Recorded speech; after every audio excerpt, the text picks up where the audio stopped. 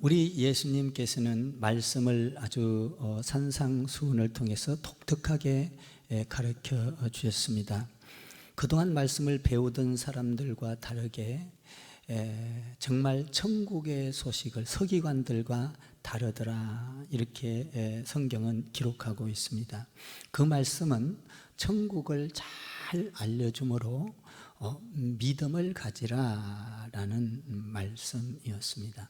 그 말씀을 가지고 천국의 소식을 전하자 사람들은 그 말씀을 듣고 이해도 잘 안 갔을 뿐만 아니라 믿음이 잘 생겨나지를 않았습니다. 그래서 예수님께서는 이제 직접적으로 산에서 내려오셔서 기적을 통하여 또 하나님이 어떤 분이야, 예수인 나는 어떤 분이야 라는 것을 가르쳐 주기 시작을 합니다. 내려왔을 때 나병 환자가 찾아왔습니다. 그 나병 환자가 정말 세상에서는 고칠 수 없는, 의술로는 고칠 수 없는 그런 병에 걸린 자가 찾아왔을 때 우리 예수님께서 그의 믿음을 보시고 고쳐 주셨습니다. 이 실제적인 모델을 놓고 이렇게 실황 가운데서 하니까 내가 어떤 분이야, 나는 이런 분이야, 하나님이야를 드러내고 있는 것이죠. 그러면서 계속적으로 하나님을 믿게 만드는 것입니다. 그러면서 또 기적을 일으킵니다. 백부장의 하인이 중풍병이 들었습니다. 그것은 하인의 믿음을 보고 고쳐준 것이 아니라 백부장이 와서 하인이 아프니까 예수님께 와서 요청을 했습니다. 예수님, 내 하인이 이렇게 아픈데 고쳐달라고 하니까 우리 예수님이 바로 그런 말씀을 합니다. 그래, 가서 고쳐줄게. 백부장이 이런 말을 합니다. 예수님, 오실 필요 없습니다. 우리 집은 너무나 누추하니까 말씀만 하시면 낫게 되는 줄 압니다. 참 그 믿음이 대단했습니다. 그래서 예수님께서 그 믿음, 또 믿음을 가르쳐 줍니다. 믿음을 통해서 백부장의 하인을 낫게 하는. 예수님은 하나님의 아들이요 하나님인 줄 믿습니다. 못하실 것이 없는 분. 그리고 나서 또 베드로의 장모가 열병이 났습니다. 열이 몇 도인지는 알지 못하겠습니다. 성경에서 기록되어 있지 않습니다.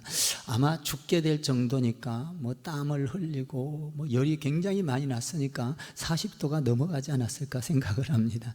그렇게 되면 곧 죽게 되는 것이죠. 죽게 생겨서 예수님께 열병을 고쳐달라고 이야기를 했습니다. 그때 우리 예수님께서 열병아 떠나가라, 열병이 낫게 될지어다, 이렇게 말씀하시지 않으시고 열병을 꾸짖었다, 이렇게 성경은 기록하고 있습니다.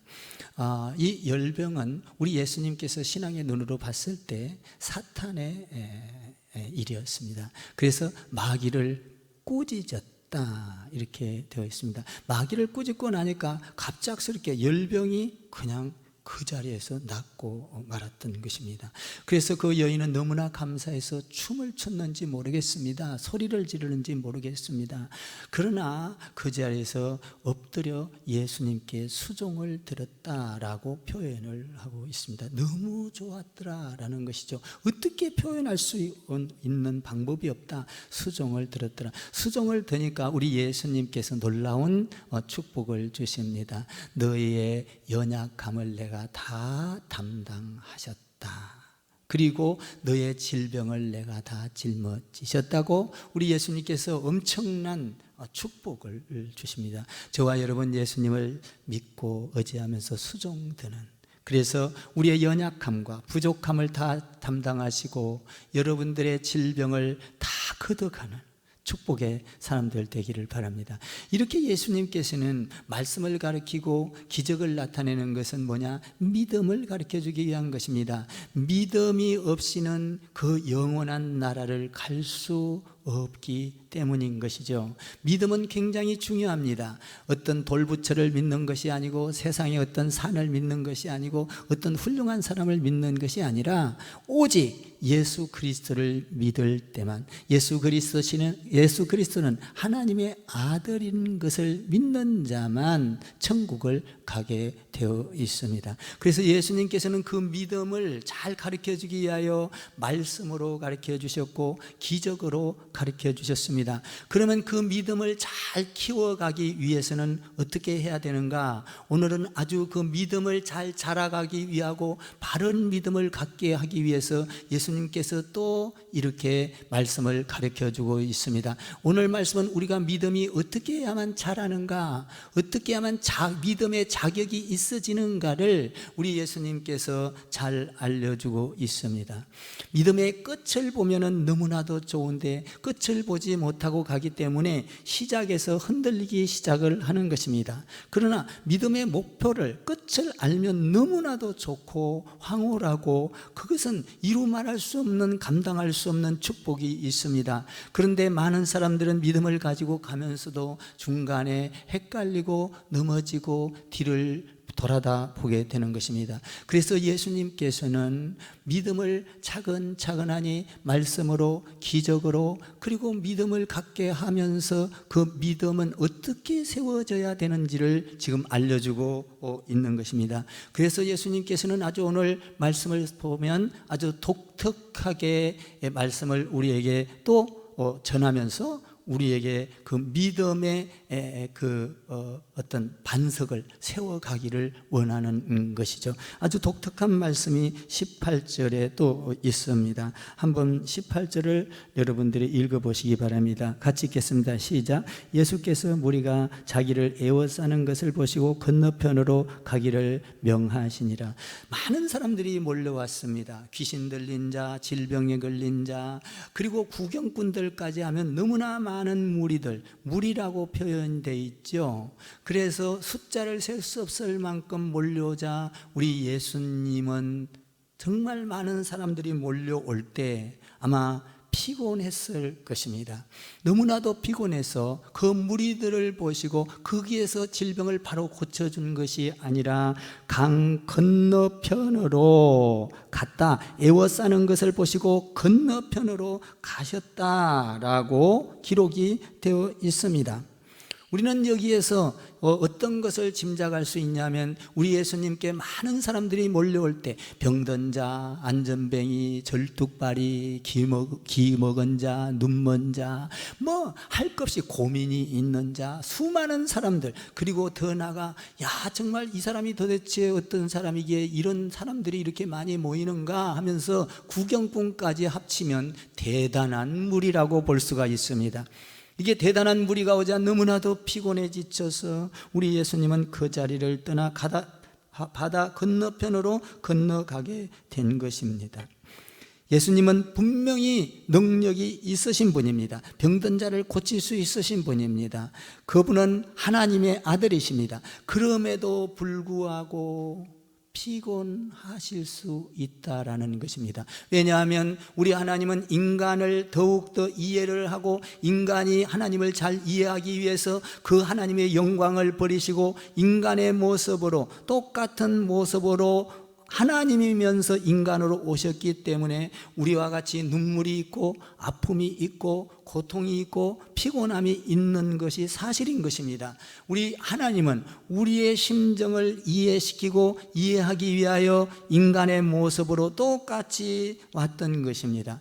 여자가 시집을 가면 결혼해서 아기를 낳아봐야 어머니의 심정을 안다는 것이지 않습니까? 마찬가지로 우리 예수님이 인간이 돼서 온 것은 인간의 마음을 더 잘 알고 피곤함과 아픔과 고통을 짊어지고 충분히 해결할 수 있을 수 있도록 친히 담당하기 위해서 오셨던 것입니다. 그러므로 많은 사람들이 몰려올 때 우리 예수님은 너무나도 피곤해서 강 건너, 바다 건너편으로 가셨다라는 것입니다. 그러나 그분은 하나님이십니다. 하나님이면서 인간으로 왔기 때문에 한계가 있는 것입니다. 그러나 하나님과 하나님, 예수님과 우리와는 다른 것이 한 가지가 딱 있습니다. 다 모든 것은 같습니다. 눈물도 있습니다. 아픔도 있습니다. 고통도 있습니다. 슬픔도 있습니다.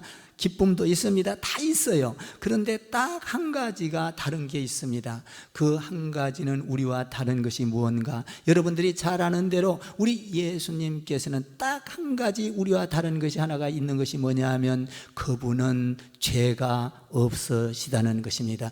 우리는 이 땅에 와서 누구든지 아무리 잘나고 훌륭하고 똑똑하고 많이 배우고 능력이 있고 부처와 같은 뭡니까 종교를 갖고 있는 그런 종교적인 형태를 가졌다 하더라도 그는 인간이기 때문에 역시 죄인이다라는 것입니다. 어떤 종교든 누구가 종교를 창시했든지 간에 그것은 다 죄인이다. 그러나 예수님은 죄인이 아니다는 것이 독특한 것입니다. 모든 인류는 다 죄인인데 예수님 한 분만, 하나님 한 분만은 죄인이 아닌 것입니다. 그럼에도 불구하고 우리 예수님께서는 우리와 같은 인간이 되셔서 오셨습니다. 그래서 예수님께서는 하나님이면서도 인간이기 때문에 피곤하셨던 것이죠. 많은 사람들이 올 때에 귀찮아서 피한 것이 아니라 너무나도 피곤했던 것이죠. 저도 목회를 하면서 25년 동안 지금 달려오고 있습니다. 정말 저는 어디 한번 제가 안식년을 가졌다 할지 안식월을 가졌다 할지 어떤 그런 것을 가져보지 못했습니다. 많은 목사님들이 해외에 어떤 여행을 가고 또 성지 순례를 하고 저는 그런 것을 못하고 이렇게 목회만을 해왔습니다. 그래서 때로는 힘이 들고 지칠 때도 있습니다. 저도 때로는 쉬고 싶을 때도 있습니다. 정말 성지순례를 많은 목사님들이 갔다 와서 이야기를 할 때 저는 목회만 하다 보니까 이렇게 시간이 흘렀고 그런 시간을 못 냈고 또 교회가 사이즈가 적다 보니까 그렇게 해오지 못했습니다. 또 어느 정도 잘하고 봐도 교회가 성장하면서도 또 갈 여유가 생기지 않았습니다. 때로는 그래서 저도 피곤해서 어떤 때는 쉬고 싶기도 하고 정말 예수님의 그 심정을 너무나도 잘 알 것 같습니다. 우리 예수님께서 지금 그렇게 많은 사람들이 몰려온 것을 보고 피곤해서 살짝 가셔서 또 그래서 놀라운 일을 또 말씀을 하고 계시는 것입니다. 여러분, 우리 하나님 예수님과 우리와 다른 것이 하나가 있지 않습니까? 그것이 뭐냐? 예수님은 죄가 없으시고 우리는 죄가 있다라는 것입니다.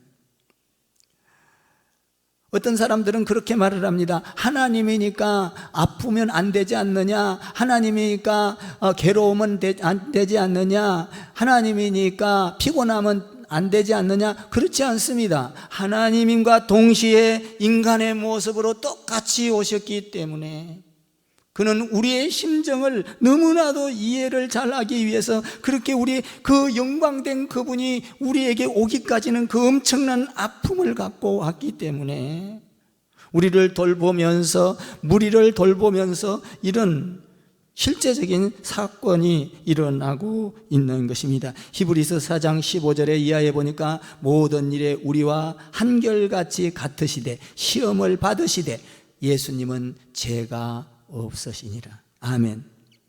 한 번도 죄를 지어본 적이 없고 아예 죄인으로 태어나지 않은 예수님, 성령의 씨로 오신 그 예수님은 우리와 다른 것입니다. 우리는 죄를 짓고 살아가고 있지요. 그러나 예수님은 죄가 없습니다. 예수님도 죄가 없으시지만 배가 고플 때는 먹어야 되고 피곤할 때는 쉬어야 되고 졸릴 때는 자야 되는 것이죠.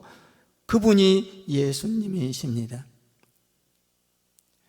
그런데 예수님은 죄가 없으시다고 말을 하고 하면서 뭐라고 하냐면 어떤 시험을 받으시되 시험에 빠지지 않는다는 것입니다. 우리는 신앙생활을 할 때 시험에 빠질 때가 많이 있습니다. 어떤 때는 칭찬만 해줘야 되고 어떤 때는 잘한다고만 해줘야 되고 조금만 기분이 상하면 시험에 빠지기도 합니다.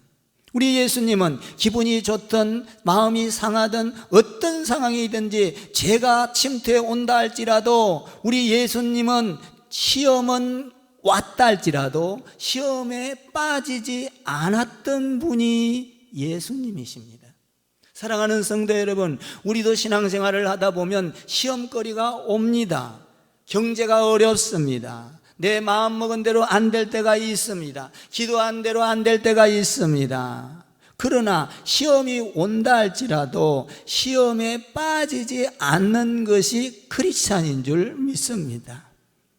우리 예수님께서 그것을 잘 가르쳐주고 있습니다. 어떤 사람은 아주 신앙생활을 하는데 역겨워 보이는 사람이 있습니다. 성령을 충만히 받았다고 하면서 자기는 거룩한 모습을 가졌다고 하면서 마치 자기는 죄를 한 번도 짓지 않은 것처럼 생활을 하는 사람들이 있습니다. 초자연적인 사람인 것 마냥 흉내를 내는 사람이 있습니다. 그러나 절대적으로 그럴 수가 없는 것입니다. 어떤 사람들은 그렇게 신앙생활을 하면서 온갖 죄를 저질러면서도 마치 드러낼 때는 서기관들과 바리새인들처럼 신앙생활을 하는 사람들도 있습니다. 우리는 연약합니다. 죄가 옵니다. 그러나 죄를 짓는다 할지라도 시험에 빠지지 않는, 하나님을 잘 믿는, 예배를 잘 드리는 여러분들이 성도를 돌아보고 이웃을 돌아보는 여러분 되기를 주님의 이름으로 부탁을 드립니다. 그러면 그리스도인이라는 것은 어떤 건가? 한계가 있습니다. 죄인이기 때문에 연약합니다. 질병에 걸립니다. 여러분, 우리가 마음먹은 대로 안 됩니다. 그럴 때 우리는 원망하면 안 됩니다. 그럴 때 우리는 좌절하면 안 됩니다. 시험에 빠져버리면 안 되는 것이죠. 연약함이 올 때, 고통스러운 게 올 때 원망하는 것이 아니라 진정한 하나님을 바라보고 하나님의 그 영광스러운 우리 예수님은 십자가를 지면서도 시험에 빠지지 않았습니다. 십자가를 지고 나면 그 다음에 어마어마한 부활의 영광을 받던 것이죠. 그러므로 우리 예수님을 믿는 우리들은 어떤 환경이 온다 할지라도, 만에 십자가를 지는 일이 있다 할지라도 부활의 환경을 바라보고 절망하고 좌절하고 원망하면 안 되는 것입니다. 이것이 크리스찬이에요. 그래서 예수 믿는 사람들은 남에게 해를 주지 않으려고 애를 씁니다. 도적질을 안 하려고 애를 씁니다. 남을 누르지 않으려고 애를 씁니다. 여러분, 우리는 주님을 바라보고 살기 때문에 그 안에서 평강을 누리게 되는 것이죠. 우리 그리스도인들은 그러므로 화를 낼 일이 있어도 화를 억누를 줄 알아야 합니다. 그리고 잠잠할 줄 알아야 합니다. 그리고 하나님께 바라보면서 인내하며 기다려야 하는 것이죠. 우리 예수님은 우리를 위하여 얼마나 인내하고 기다리고 참고, 우리는 예수님을 닮아가야 됩니다. 그것이 뭐냐 하면 시험이 오되 시험에 빠지지 않는 삶인 것입니다. 우리가 예수님을 우리는 죄인이기 때문에 예수님과 똑같이 할 수는 없지만 우리 예수님은 시험이 오되 시험에 빠지지는 않았다. 그러므로 나도 예수를 믿으면서 저 하늘과 저 천국을 바라보며 영광된 나라를 바라보며 이 세상에서 시험에 빠져서 하나님을 떠나는 일이 없게 되기를 주님의 이름으로 부탁을 드립니다. 예수님을 믿는다고 하는 것은 뭡니까? 시험이 없다라는 것이 아닙니다. 예수님을 믿는다는 것은 고통이 없다 하는 것이 아닙니다. 예수님을 믿는다는 것은 가난이 없다 이것이 아닙니다. 이런 것들이 온다 할지라도 마귀 앞에서 도망가지 아니하고 우리 주님처럼 당당하게 말씀 안에 서서 우리는 믿음을 지켜내야 하는 것이죠. 코로나가 우리가 기도한다고 금방 떠나간 것이 아니라 하나님 앞에 기도하면, 많은 사람들이 기도하면, 전 세계인이 기도하면 그것을 들으시고 사라지게 할 줄 믿습니다. 시험을 받지만, 시험이 오지만 시험을 받지 않은 것이 예수님께는 독특한 것을 보게 됩니다. 사랑하는 성도 여러분, 우리가 살다 보면 병에 걸릴 수도 있습니다. 죽을 병에 걸릴 수도 있습니다. 암에 걸릴 수도 있지요. 예수 믿는다고 암에 안 걸린가요? 다 걸립니다. 걸릴 수도 있어요. 믿는 사람이나 안 믿는 사람이나 다 걸릴 수가 있습니다. 그러나 예수 믿는 사람은 그것을 가지고 절망하거나 좌절하거나 하나님에게 불평하지 않습니다. 죽음을 받아들이고 우리는 그것을 인정하고 더 나아가 더 좋은 세계를 바라보고 하나님 앞에 꿈을 꾸며 현실 속에서 기뻐할 수 있는 것이, 시험에 빠져들지 않는 것이 크리스찬인 것입니다. 저는 그것을 보면 참 우리 집사람이 그것을 너무나 잘했던 것을 보게 됩니다. 아프면서도 절대 원망을 안 해요. 불평을 안 해요. 그 나라를 바라보면서 항상 기뻐했던 모습을 보게 됩니다. 여러분, 우리가 주님을 믿는다는 것이, 예수님을 믿는다는 것이 예수님과 같이 시험에 빠져들지 않게 되는 것입니다. 이런 예수님을 발견하고 나면, 그러면 우리는 이제 믿음을 예수님께서 가르쳐 주신 말씀을 가르쳐 주셨습니다. 믿어라. 그리고 잘 이해를 못하니까 기적을 통해서 계속 믿게 가르쳐 줍니다. 그럼 믿으면 너희가 어떤 믿음의 자격을 갖춰야 되는가를 오늘 본문에서 정말 신랄하게 잘 가르쳐 주고 있습니다. 본문에는 제자 될 자격에 대해서 두 가지로 설명을 하고 있습니다. 오늘 본문에 나오는 사람은 두 종류의 사람이 나오고 있습니다. 이 말씀을 보면 우리 예수님의 그 깊이, 믿음의 깊이는 처음 시작과 점점 시간이 가면서 굉장히 믿음이 깊어지게끔 우리를 가르쳐주고 있습니다. 마지막에는 정말 예수님과 같이 할렐루야, 하나님의 뜻이라면 십자가를 질 수 있는 그 단계까지 말씀을 통하여, 기적을 통하여, 하나님의 능력을 통하여 계속 그 십자가를 향하여 우리에게 알려주고 있는 것입니다. 오늘 이 말씀은 아주 독특한데요, 두 분류의 사람이 나오고 있습니다. 오늘 그것을 한번 살펴보기를 바랍니다. 많은 기적 끝에 많은 사람들은 예수님을 찾아왔을 때 이 말씀을 가르쳐 주려고 오늘 살짝 건너편으로 건너간 모습을 보게 됩니다. 우리는 예수를 믿을 때 내가 헌신했다, 나는 이렇게 할 거야, 이렇게 내가 결단을 했다고 신앙생활이 잘 되는 것이 아닙니다. 오늘 예수님은 우리에게 신앙생활을 바르게 하는 방법을 정말 잘 가르쳐 주고 있는 것입니다. 19절을 한번 읽어보시기 바랍니다. 19절 시작. 한 서기관이 나와 예수께 이르되 선생님이여 어디로 가시든지 저는 따르리이다. 서기관이라는 사람이 나왔습니다. 믿음이 아주 좋은 사람처럼 보였습니다. 그리고 말씀을 아주 잘하는 사람, 정말 많은 사람들이 올 때 귀신도 쫓아내고 질병도 고치고 정말 많은 사람들이 존경할 만하고, 그러니까 이 서기관이 딱 보고 있다가 내가 예수님 따라가면 좋겠다, 이런 마음이 들었습니다. 그래서 예수님에게 선생님이여 내가 예수님 어디로 가든지 따라가겠습니다 라고 말을 하고 있는 것입니다. 여기에 보면 예수님의 생각과 이 사람의 생각은 전혀 다른 것입니다. 우리도 어떤 때는 교회 와서 은혜를 받습니다. 말씀을 듣습니다. 분위기도 좋습니다. 정말 교회에 와서 보니까 설교 말씀도 들을만 합니다. 나도 이 교회에서 신앙생활 했으면 좋겠다, 따라가야 되겠다. 어떤 때는 그럽니다. 나는 이 봉사도 해야 되겠어, 저 봉사도 해야 되겠어, 나 이거 시켜주세요, 저거 시켜주세요, 나 이거 할래요, 저거 할래요. 그렇습니다. 오늘 이 사람이 예수님을 보시고 나는 예수님을 따라가고 싶습니다.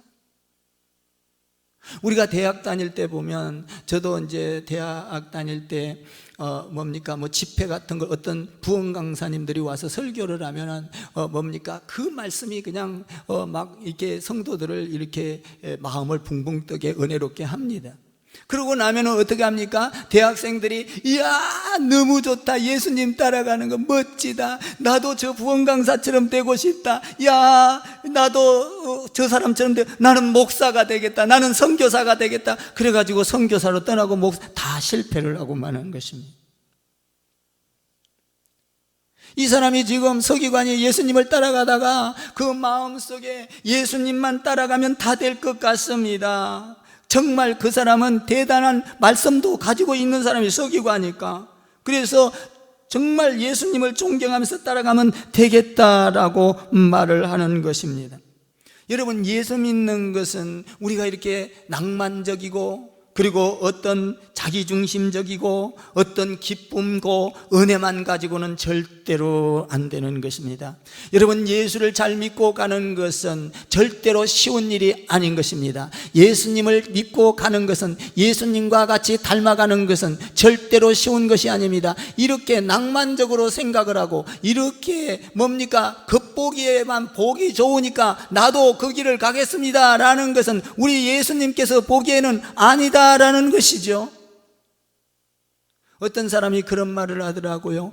호박에다가 줄 그어놨다고 수박이 되냐?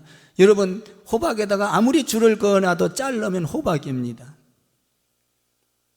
우리가 겉을 보고 아무리 따라간다 할지라도 우리 예수님께서는 no 안 된다라는 것입니다. 오늘 예수님께서 이렇게 많은 기적을 베풀고 능력을 베풀고 말씀도 좋고, 야 나는 예수님 따를 거야, 이 사람이 누구예요? 서기관이라고 말을 하고 있습니다.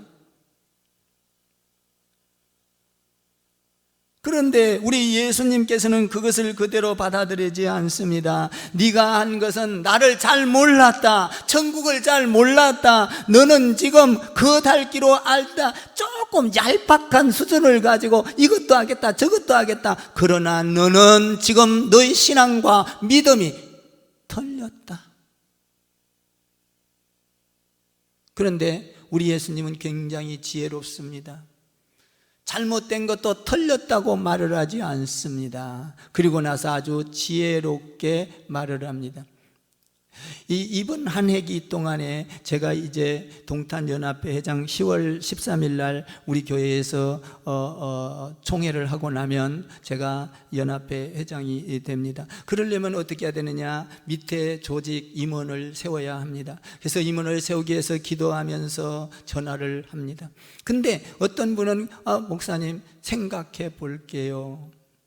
성경적으로 보면 이미 틀린 것입니다. 생각해보, 콜링할 때 아멘 하고 따라올 때 능력이 있는 것입니다. 콜링할 때 하나님이 사람이 없어서 콜링하는 것이 아닙니다. 그 사람을 안 쓰고가 아닙니다. 하나님은, 여러분, 하나님 앞에 우리는 주님의 일을 할 때는 하나님이 사람이 없어서 안 쓰는 게 아니에요. 하나님은 사람도 있습니다. 물질도 있습니다. 능력도 있어요. 여러분들이 하나님 앞에 쓰임받는 것 감사하기를 바랍니다. 여러분, 나는 무슨 일을 하든지 간에 내가 지금 쓰임받는 것 대단히 중요한 것입니다. 우리 예수님께서 이 사람이 잘못된 신앙을 가지고 접근을 하자 우리 예수님께서 no, 안 돼, 그렇게 하자. 저도 그런 대답을 들었을 때 아니야, 속으로는 그래 알겠습니다, 생각해 보십시오, 그렇지만은 no 된 것입니다. 틀렸다라는 것이죠. 영적인 눈을 가진 사람은 어떤 말 한마디를 보고 그 사람을 전체를 훑어볼 수 있는 것입니다. 이 무서운 것이죠. 우리 예수님께서도 지금 이 서기관이 따르겠다고 하니까 얼마나 좋았겠어요. 믿음이 없고 영적인 눈이 안 떠있던 그래 야 네가 나를 따라. 그러나 우리 예수님께서는 그 영적인 눈을 가지고 놀라운 말을 합니다. 너는 잘못 짚었도다. 지금 이 화려한 걸 보고는 나를 따라올 수가 없다. 병 고치고 모든 질병을 고치시고, 그리고 내 말이 말씀이 능력이 있고, 야 너 이것 보고 지금 나를 따라온다고야. 너는 안 돼, 잘못됐어 라는 것을 아주 지혜롭게 말씀을 하십니다. 20절을 한번 보십시오. 20절을 읽겠습니다. 시작. 예수께서 이르시되 여우도 굴이 있고 공중에 새도 거처가 있으되 인자는 머리 둘 곳이 없다 하시더라. 야, 너 나 따라오면 지금 너 화려한 거 본 거 이거 아니야. 야, 네가 나 따라오면 고생을 할 거고 아픔일 거고 먹을 것도 없을 건데 따라올 수 있어? 요새 말로 말하면 나 따라오면 개고생할 건데 너 따라올 수 있어? 여러분, 개고생하기는 다 싫은 거예요. 참 지혜롭습니다. 우리 예수님께서는 안 돼야, 너 그런 신앙 가지면 안 돼, 그리고 말씀을 가르쳐 준 것이 아니라 여우도 굴이 있고 공중에 새도 거처할 곳이 있으되 나는 머리 둘 곳이 없도다. 뭡니까? 지금 믿음의 자격을 제시하고 있는 것입니다. 여러분, 우리 예수님을 따라가려면 자격증이 있어야 되는데 이 자격증이 뭡니까? 화려한 걸 보고 따라와서는 자격증을 받을 수가 없다. 나는 머리 둘 곳도 없고 집도 없고, 야, 너 나 따라오면 가난해야, 어려워야, 고통스러워야 너 나 따라올 수 있겠어?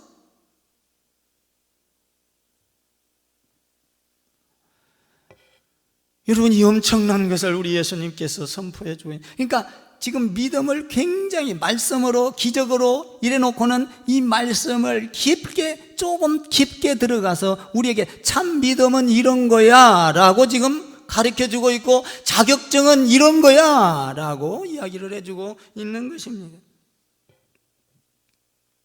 헌신하겠다, 봉사하겠다, 내가 내 생각으로 내 결단으로 하는 것은 우리 주님이 콜링할 때 써야 돼요. 우리 주님이 12 제자를 부를 때 너 나 따라와, 베드로야 나 따라와, 안드레야 나 따라와, 따라오너라.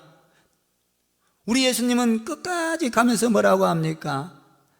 나를 따라오려면 깊게 나갑니다. 십자가를 지기 전에 자기를 부인하고 자기 십자가를 지고. 지금 이야기하고 있는 것은 그거의 100분의 1도 안 되는 겁니다. 지금 약간 맛을 보여주고 있는 거예요. 믿음이 네가 잘하려고 그러면은 화려한 걸 보고, 뭡니까? 출세를 보고, 야, 예수 믿으면 배부를 거야, 예수 믿으면 잘 될 거야, 예수 믿으면 병 고칠 거야, 예수 믿으면 가난이 물러갈 거야, 예수 믿으면 형통하게 될 거야. 야, 이거 아니야. 야, 지금 이것을 가르쳐주고 있는 것이죠. 그래서 우리 예수님께서는 너 마음이 지금 어떤 상태인지를 압니다. 그래서 여우도 굴이 있고 새들도 거처할 곳이 있지만 나는 거할 곳이 없도다. 머리 둘 곳이 없도다. 나 따라오면 개고생하는데 올 수 있겠니?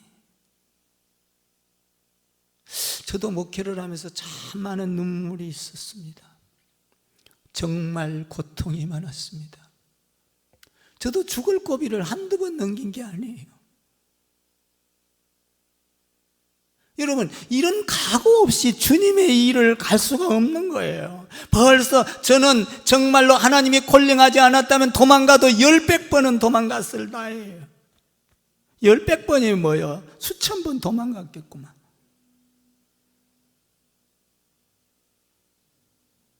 여러분, 우리는 하나님이 콜링할 때 그때 쓰임 받으면 하나님께서 뒤에 엄청난 잔치, 부활의 잔치, 영광의 잔치, 자손 대대로의 잔치, 어마어마한 것을 지금 준비해 놓고 있는 거예요. 그거를 알면 지금 우리에게 고난이 온다 할지라도 그 영광을 보면 느끈히 갈 수가 있는 것입니다.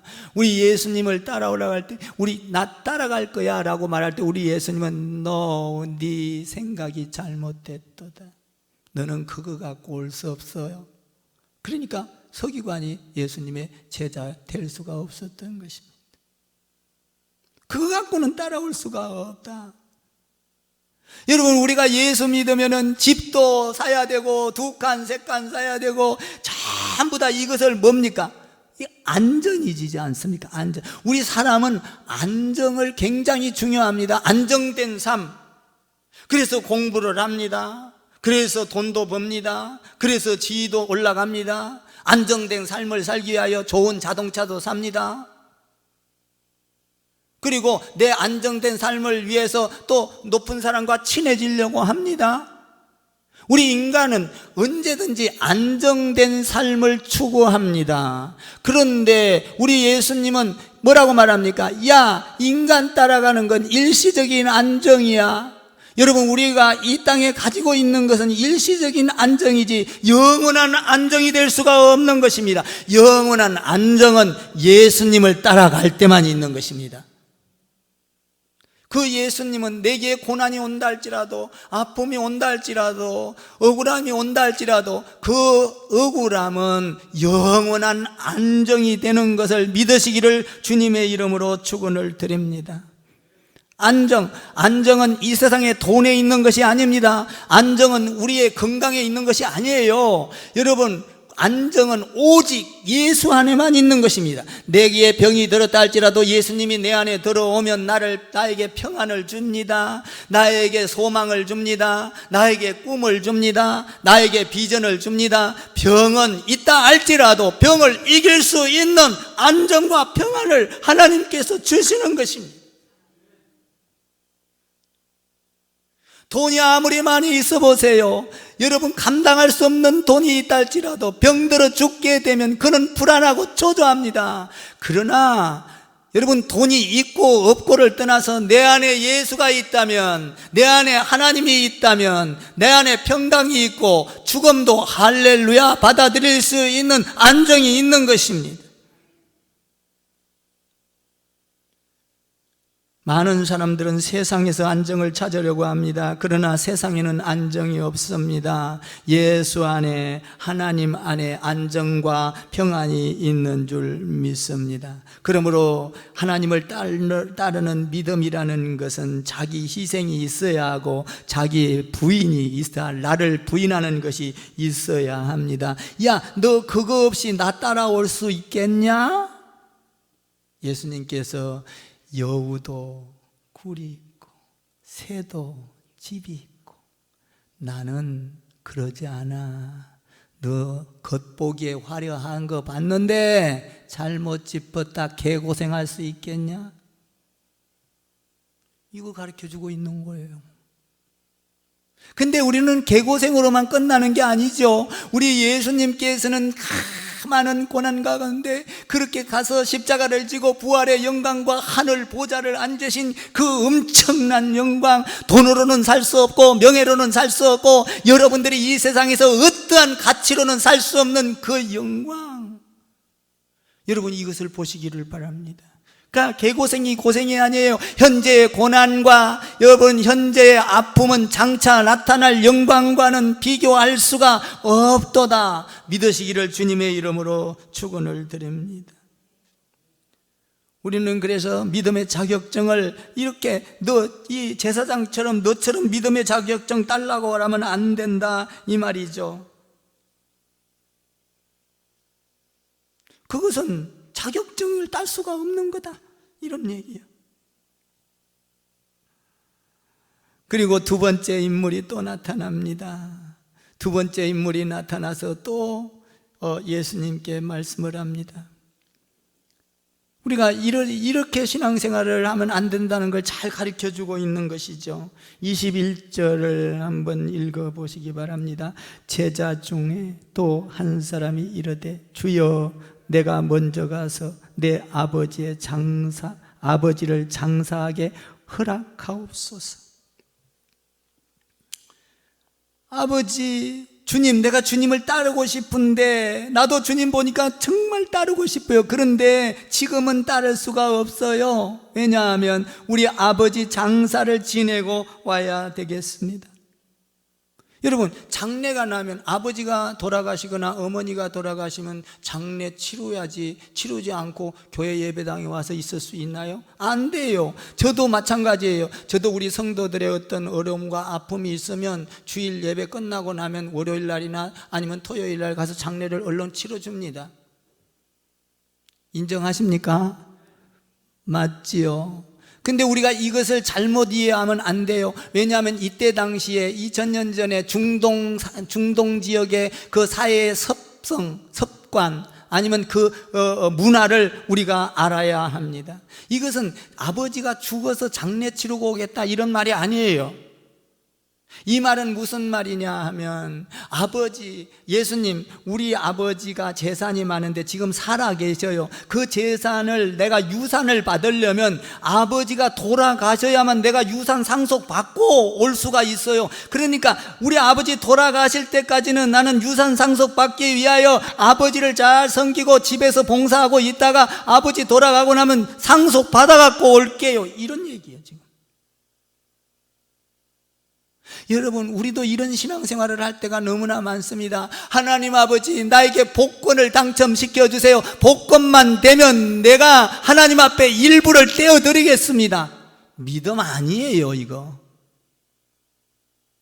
지금 이 사람은 뭐라고 하고 있습니까? 아버지의 재산, 유산을 내가 상속받으면, 내 세상의 물건 내 거 챙기고 나서, 그리고 나서 또 우리는 어떻게 합니까? 하나님 아버지, 내 사업이 잘 되면 내가 11조원금 많이 할게요. 지금은 용세. 아닙니다. 여러분, 없을 때부터 해야 되는 거예요.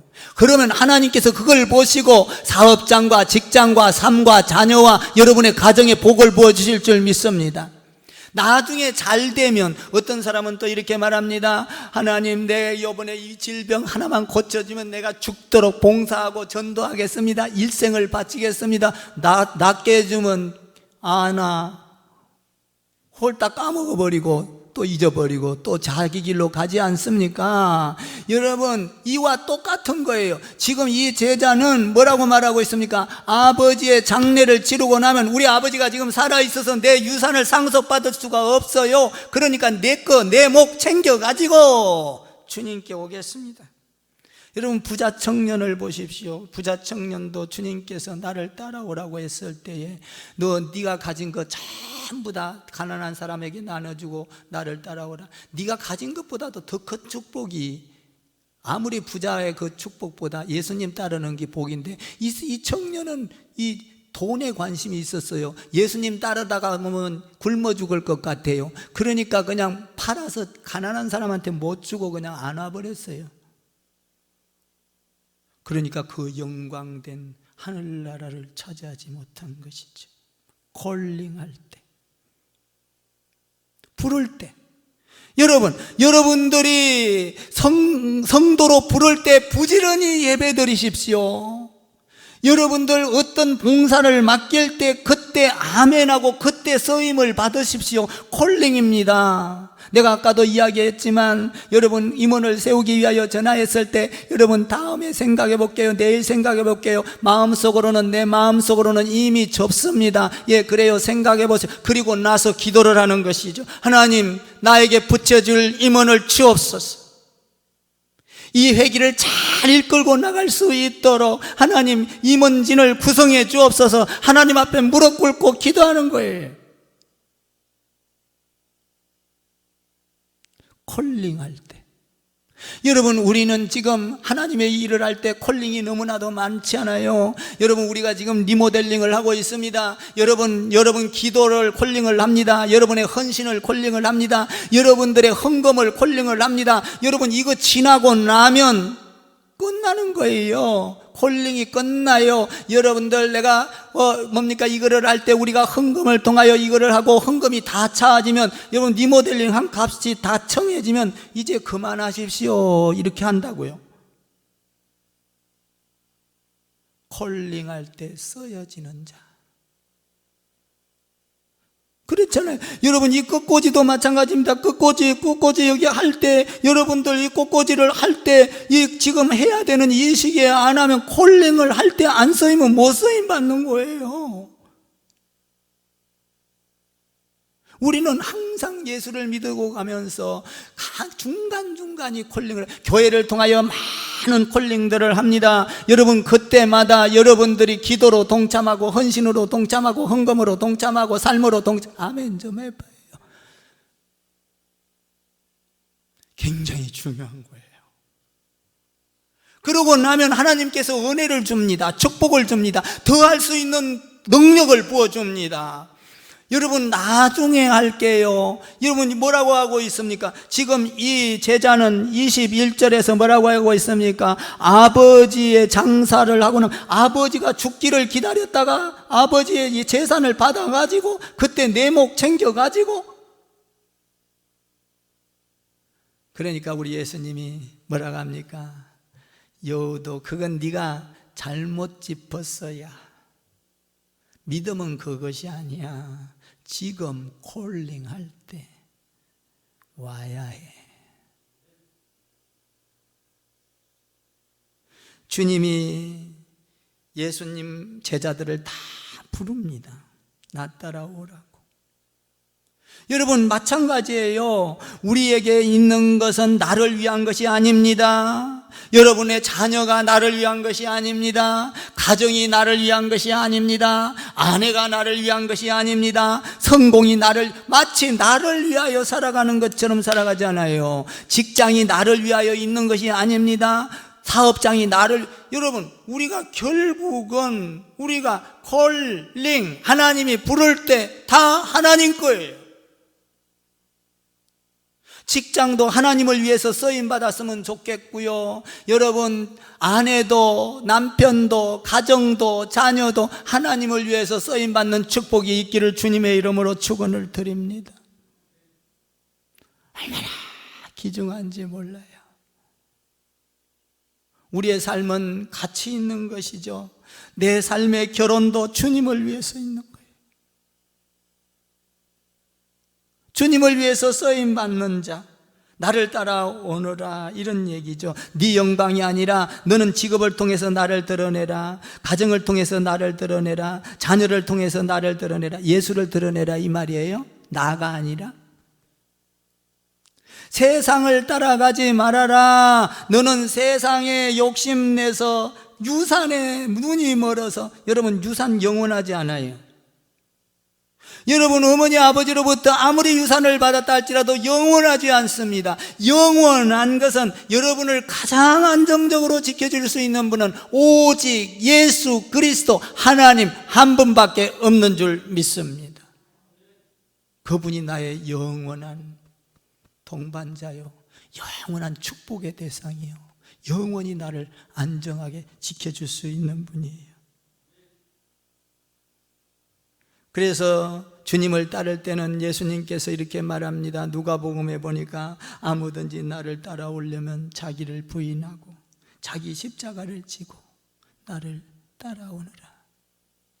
그 오늘은 지금 맛배기로 조금 보여준 거예요. 뭐라고 하냐면은, 야, 여우도 굴이 있고요, 집이 있어 새도.